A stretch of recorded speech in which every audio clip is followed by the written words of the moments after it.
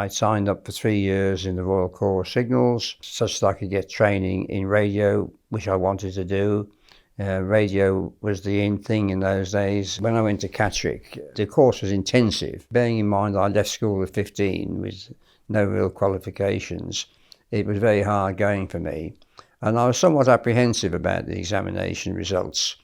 2 days before we were due to sit the exams, I was whipped into Catterick Military Hospital with bronchial pneumonia, and there languished for over 2 weeks. When I came out of hospital, all the other people on the course that I'd been with had gone off on leave, having completed the course. I was marched in to see the Major, and I asked him what would happen to me now. Think I'll have to go and start again, and he congratulated me on passing my exams. I said, but I haven't sat them yet. Never question what an officer said, he said. So got through and managed to survive out in Tripoli with the information that I had, where we lived in a hotel surrounded by and guarded by Gurkhas.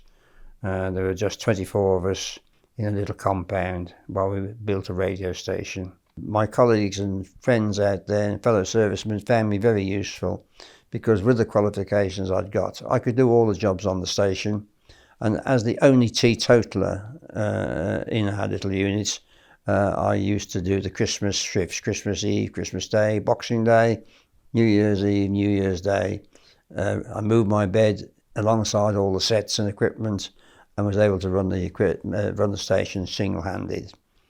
And an interesting anecdote there was that I put through the Queen's speech, and the next day, of course, in the newspapers, by some act of God, Queen's speech was well received throughout our area and other parts of the world.